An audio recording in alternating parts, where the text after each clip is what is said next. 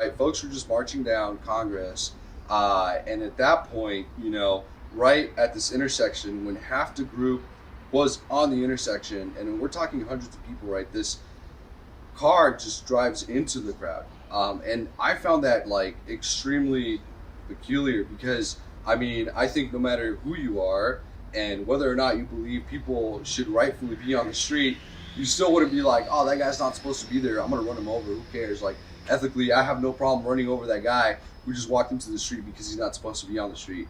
And I feel like, a lot of people, took that kind of snapshot fact that people were on the street illegally to try to justify this car driving into the street. But I can't, right? I think that even if those people didn't belong on the street, I still wouldn't have taken the decision that Daniel Perry did, driving into the crowd. So let me ask a question, though. Because I also heard that he hit a cone. A cone. Yes, he did. I heard he hit a cone. And I think that because of all the tension that's happening, a lot of the people there thought that he hit a person or tried to hit a person. So they surrounded his car, and because his car got surrounded, he did what he thought he had to do. Well, maybe. Wait, I just want to know what your take on that. So, how do you feel about that take, being that you were there and you filmed it? That's what I want to know. That really makes Daniel Perry seem very naive, right? And he's a military sergeant.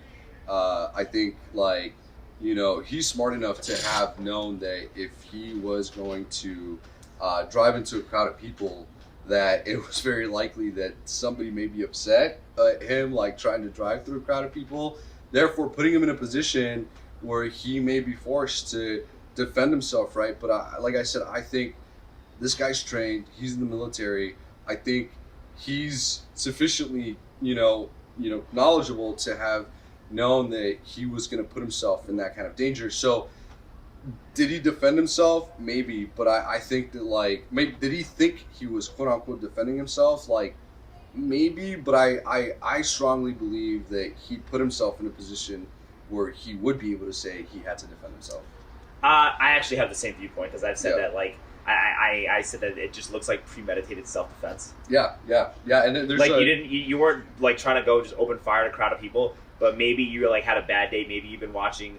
Maybe you've been spending too much time on social media. Maybe you're mad about everything that was happening because the tension was super high. Yeah. And maybe you're like, man, I wish somebody gave me an excuse, and I'm gonna go find that excuse. Yeah. I think it's gonna be very difficult for a jury to convict this guy. In Texas, there's a law that says you can't put yourself in harm's way and then claim self-defense.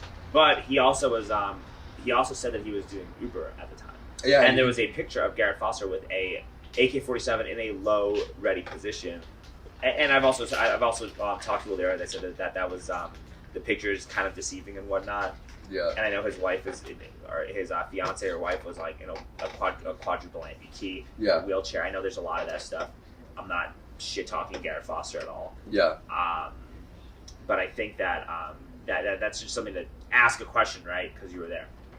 No, yeah, of course. I strongly think that there's a lot of evidence that points to Daniel Perry intentionally putting himself in a position where he may have planned to claim self-defense after killing somebody. Not only is he not allowed to carry a weapon inside of the cabin of the vehicle while he's doing Uber, but also the speed at which he was able to draw his weapon after driving into a crowd is ridiculous, right? It's almost like he drove in, 5 seconds later, shots are ringing. The other thing as well for me is that there was uncovered Twitter posts of him talking about exactly how he would react if he was in a situation of self-defense. That's true, but everybody also says a bunch of shit on Twitter too.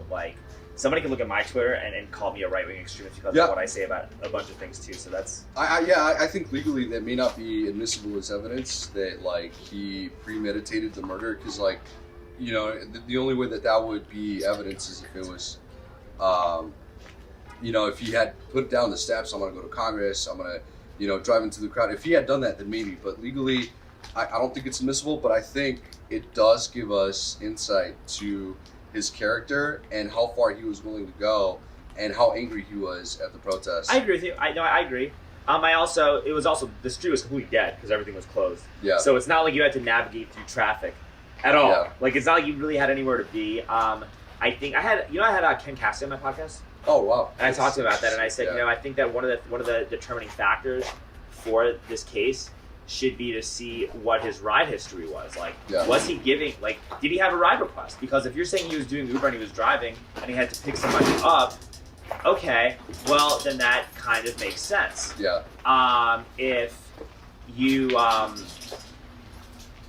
didn't, which it seems kind of highly unlikely that you would because everything was dead. Yeah. Maybe that's something that people should look at when it comes to doing evidence.